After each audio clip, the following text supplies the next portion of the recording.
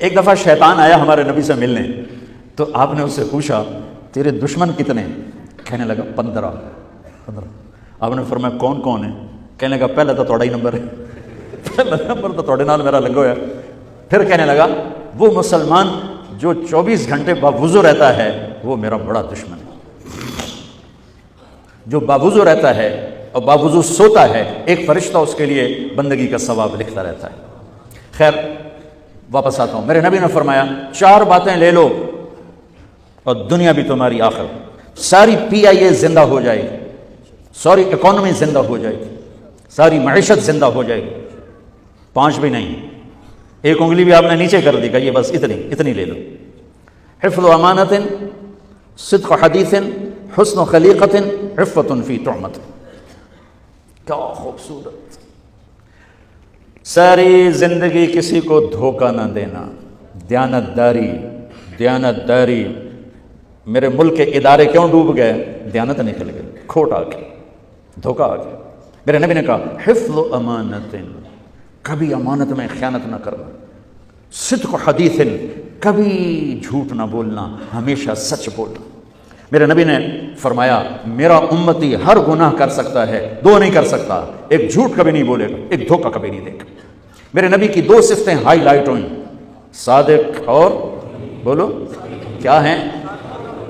کوئی اور بھی تو ہو سکتی تھی، جس سے مشہور کیا، کعبہ قوسین بھی تو ہے اور ادنا بھی تو ہے، واللیل بھی تو ہے سیاہ زلفوں والا، والضحیٰ بھی تو ہے روشن چہرے والا۔ کس سے مشہور کیا؟ صادق امین۔ اگر آپ مجھ سے سوال کرو، میں ممبر رسول پہ بیٹھا ہوں کہ مولانا صاحب سارے دین کو 2 لفظوں میں بتاؤ، ساری شریعت کو، تو میرے پاس 2 لفظ ہیں، سچائی اور امانت داری۔ آپ مجھ سے سوال کرو مولانا صاحب ساری دنیا کے کفر کو بتاؤ، تو میرے پاس 2 لفظ ہیں، جھوٹ اور دھوکے بازی، جھوٹ اور خیانت۔ پوری دنیا کا کفر ان کے اندر چھپا ہوا ہے، سچائی اور دیانتداری، پوری دنیا کا اسلام اس کے اندر چھپا ہوا ہے۔ دیانت اور سچائی یہ بیج کی طرح ہے، اور پورا اسلام پھر باغ بن کے پھلتا پھولتا ہے۔ جھوٹ اور دھوکہ یہ بھی بیج کی طرح ہے، پھر اس سے کفر کا جنگل کانٹوں بھرا جنم لیتا ہے۔ میرے معاشرے سے جھوٹ نکل جائے، دھوکہ نکل جائے، یہ پاکستان جنت کا ٹکڑا ہے۔ اور یہ حکومت کے بس کا نہیں ہے کہ وہ سب کو سچ بلوائے، یہ مجھے کرنا ہے، یہ مجھے کرنا ہے، میں نے اور آپ نے اس کو شروع کرنا ہے۔ حضرت جریر بن عبداللہ یہ یمن کے شہزادے تھے، آخری حج پہ مسلمان ہوئے۔ اپنے نوکر سے فرمایا گھوڑا خرید کے لا، میں پیسے یہاں پیمنٹ کروں گا۔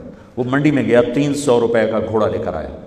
جب انہوں نے گھوڑوں کو دیکھا تو وہ قیمتی تھا، مالک کو پتہ نہیں تھا، اور یہ گھوڑوں کی نسل کے پہچاننے والے اس سے کہنے لگے تیرے گھوڑے کے 400 کر دوں؟